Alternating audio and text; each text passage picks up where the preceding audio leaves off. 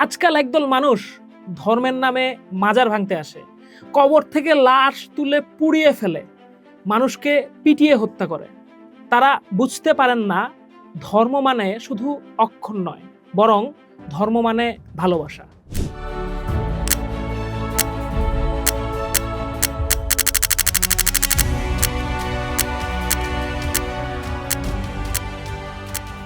মাজার কেন ভাঙে লোকে? কারণ তারা এর ভেতরের নৈতিক প্রণোদনার শক্তিটা বোঝেন না।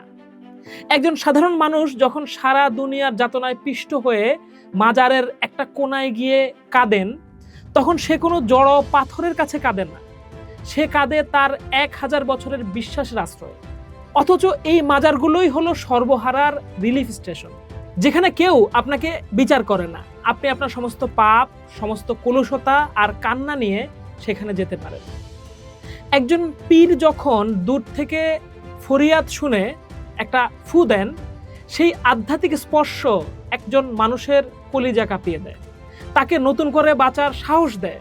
দুনিয়ার নানা লাঞ্ছনা সয়ে মানুষ যেমন মায়ের আঁচলে মুখ লোকায়, তেমনি আত্মার শান্তি খুঁজতে কিছু মানুষ দরগার ছায়ায় যায়। এই বাংলার মাটি আর পীর মাশায়েখদের সম্পর্ক কোনো ভাষা বিষয় নয়। ইতিহাসবিদ রিচার্ড ইটন এই পীরদের বলেছেন এন্টারপ্রেনর পীর। আজ থেকে 700-800 বছর আগে যখন এই বাংলা ছিল গভীর অরণ্য, তখন এই পীরেরা কেবল তসবিহ হাতে বসেছিলেন না, তারা জঙ্গল কেটে জনপদ বানিয়েছেন, চাষবাস করা শিখিয়েছেন, মানুষকে প্রতিকূল পরিবেশে টিকে থাকার শক্তি দিয়েছেন। ইসলামকে তারা কেবল আচারের মধ্যে আটকে রাখেননি, বরং মাটির সাথে লেপে দিয়েছেন। করিমউদ্দিনের নাতি রহিমউদ্দিন আজও সেই পীরের কবরের কাছে গিয়ে শান্তি পায়, কারণ তার পূর্বপুরুষের লড়াইয়ের ঘ্রাণ মিশে আছে সেই কবরের সাথে। মাজার হলো সেই শান্ত শীতল গাছ, যার নিচে কে আশ্রয় নিল সেই গাছ কখনো জিজ্ঞাসা করে না, সে শুধু ছায়া দিয়ে যায়। কোনো সমাজে যখন আইনের শাসন থাকে না, তখনই এই ধরনের মবকৃষির জন্ম নিতে থাকে। আপনি যদি নাও মানেন, তবুও অন্য একটা মানুষ যেখানে শান্তি পাচ্ছে, সেই জায়গাটা ধ্বংস করার অধিকার আপনাকে কে দিল?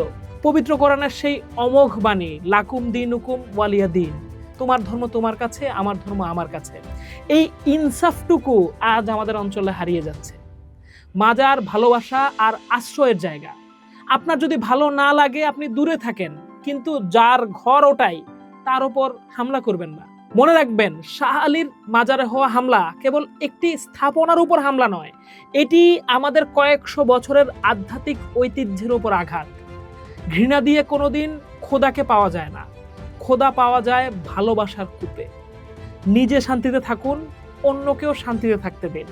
মাজার ভাঙবেন না, কারণ আপনি একটি মাজার ভাঙছেন না, বরং হাজারো মানুষের আশ্রয়ের জায়গাটাকে গুড়িয়ে দেওয়ার চেষ্টা করছেন।